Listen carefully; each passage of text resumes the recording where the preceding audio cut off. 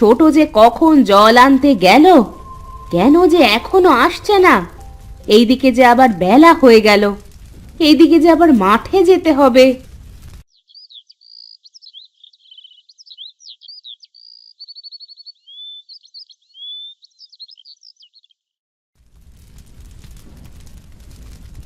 দিদি, তোমার রান্না কত দূর?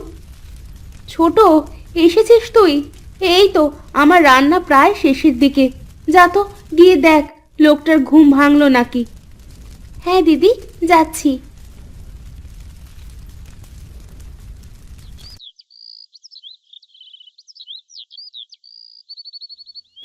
পড়ে পড়ে মিনসে দেখছি ঘুমোচ্ছে। এইদিকে যে আমরা দুই বোন খেটে খেটে মরছি, সেদিকে কি নজর আছে? এই যে শুনছো, বেলা তো আর কম হলো না, এবার একটু উঠো। কে কে রে বাবা? আমি তোমার ছোট বউ। ও, ছোট বউ। দিলে তো সকালের ঘুমটা নষ্ট করে। বলি, সারাদিন ঘুম আর খাওয়া ছাড়া আপনার কি কোনো কাজ আছে? আমি কাজ করব? তাহলে তোমাদের বিয়ে কেন করেছি শুনে? হ্যাঁ হ্যাঁ, চাকরানি থাকতে আপনি কেন কাজ করবেন? কি হয়েছে রান্না? হ্যাঁ, তা হয়েছে। ভাত রান্নাঘরে বেড়ে রেখেছি, একটু কষ্ট করে খেয়ে নিবেন। ছোট, চল আমরা মাঠে যাই। হ্যাঁ দিদি, চলো।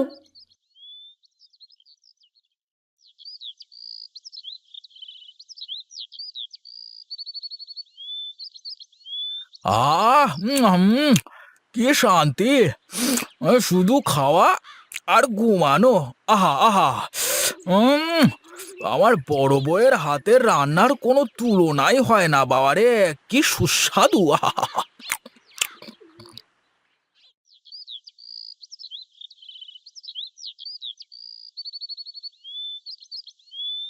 ও হরি, দেখ দেখ, গোপালের কপাল দেখ।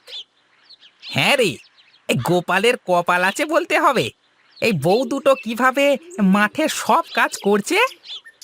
হ্যাঁ, আর আমাদের বউ সারা দিন বাড়িতে বসে বসে খাবে আর ওই দাও এই দাও এই সব চাইবে, যত সব।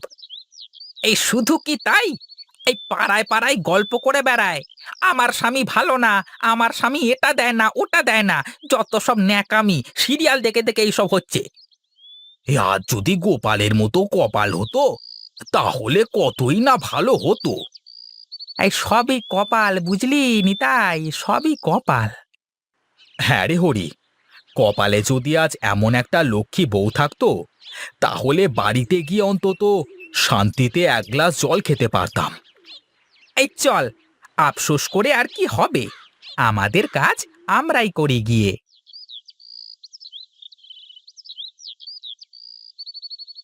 দিদি, আর তো পারছি না, চলো না একটু জিরিয়ে আসি। হ্যাঁ রে ছোট, চল, খুব যে ক্ষুধাও লেগেছে।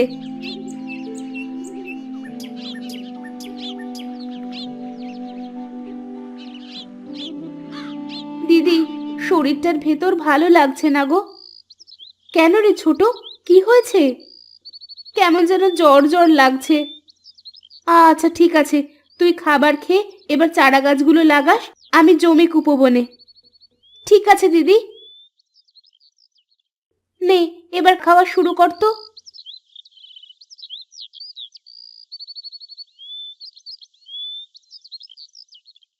গোপাল, এই গোপাল, বাড়িতে আছিস? আরে কর্তা বাবু যে, আসুন আসুন আসুন, বসুন বসুন। আমি বসতে আসিনি, এসেছি একটা কাজের কথা বলতে। হ্যাঁ কর্তা বাবু, বলুন, কি কাজ করতে হবে? আমার দক্ষিণ মাঠের ওই বড় জমিটা চাষ দিতে হবে। তা তুই কি করে দিতে পারবি? হ্যাঁ হ্যাঁ, কেন পারবো না।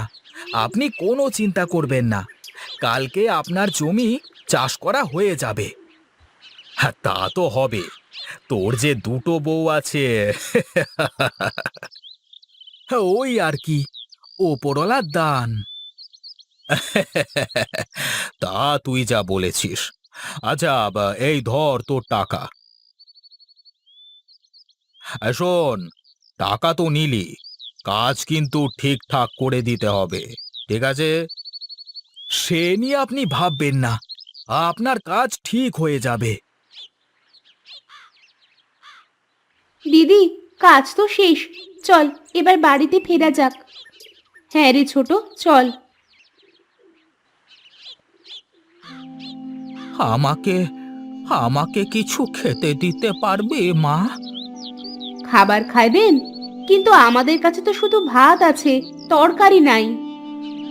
যা আছে একটু দাও না মা, আজ দুদিন হলো খেতে পাই না। যেখানে খাবার চাইতে গেছি সেখান থেকেই তাড়িয়ে দিয়েছে আমাকে। আহারে, এমন কেন হয় মানুষ? এক মুঠো খাবার দিলে কি এমন ক্ষতি হয়? দিদি, আমাদের বেঁচে যাওয়া ভাতগুলো দে তো। আপনি বসুন বাবা।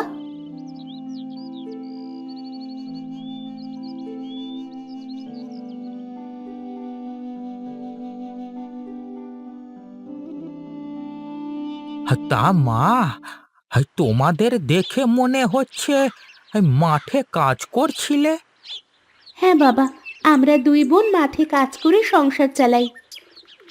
কেন রে মা, তোদের কেউ নেই? আছে তো বাবা, আমাদের দুই বোনের এক স্বামী। সে সারাদিন বাড়িতে বসে খায় আর ঘুমোয়, কোনো কাজ করে না। না না না না, এটা তো ঠিক না। তাতে কি হয়েছে বাবা? আমরা কিছুই মনে করি না। আমরা দুই বোন আমাদের স্বামীকে খুব ভালোবাসি। তা বেশ, ভালো কথা। তোমাদের মতো লক্ষ্মী মেয়েদেরই তো স্বামী ভালোবাসবেই। তাই বলে বউ দিয়ে হাল চাষ করাবে, এটা তো মেনে নেওয়া যায় না মা। আর মেয়েরা সংসারের কাজ করবে আর ছেলেরা বাইরের কাজ।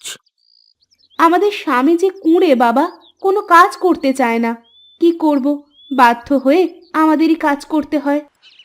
ও আচ্ছা, এই কথা, বেশ।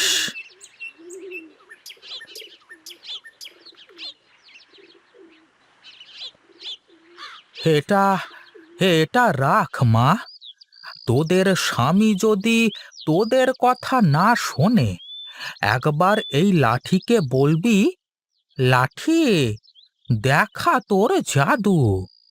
সাথে সাথে দেখবি এই লাঠির কামাল।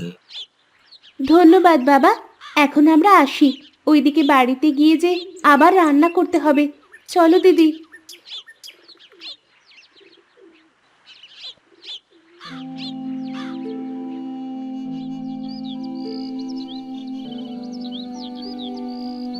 এই কোথায় গেলে আমার দুই বউ? এই তোমাদের কি রান্না শেষ হয়নি এখনো? এই তো যাই। ছোট, তাড়াতাড়ি কর, লোকটা যে খাবারের জন্য বসে আছে। থাক না দিদি, সারাদিন হাড় ভাঙা পরিশ্রম করে এসে আবার রান্না করা, দেখেছো কত কষ্টের। সবই আমাদের কপালের দোষ রে ছোট। চলো, খাবার নিয়ে গিয়ে দিই।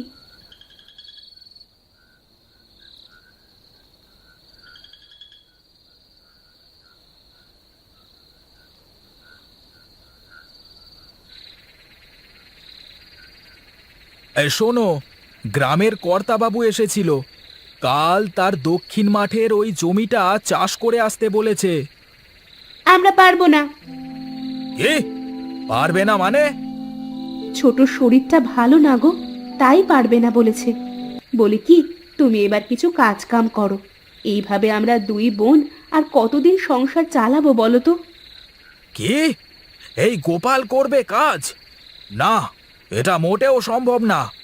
দরকার হলে আমি আরো বিয়ে করব, আর বউ দিয়ে হাল চাষ করাবো, তারপরও কাজ আমি করব না। দেখো, এটা কিন্তু ভালো হচ্ছে না বুঝলে। ঠিক কিনা ভালো সেটা আমি শুনতে চাচ্ছি না। কাল কর্তাবাবুর জমিটা হাল চাষ যেন হয়ে যায়, এটাই আমার শেষ কথা।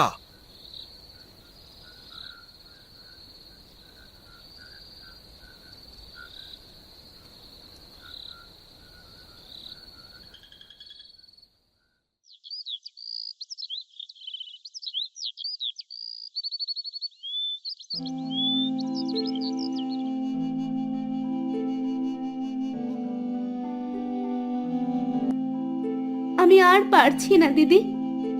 এই তো ছোট, আর একটু আছে, এইটুকু করলেই শেষ।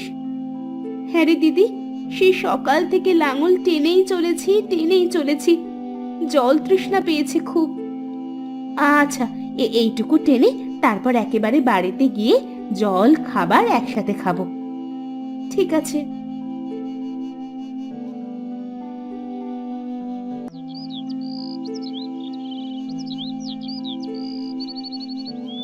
দেখ হরি দেখ, গোপালের কাজ দেখ।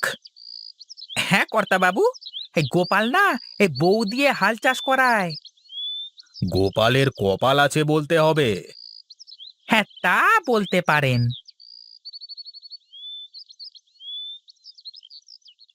কর্তাবাবু, আপনার জমিটা চাষ করা শেষ। হ্যাঁ হ্যাঁ, তাই তো দেখছি। আচ্ছা ঠিক আছে, তোমরা এখন আসতে পারো।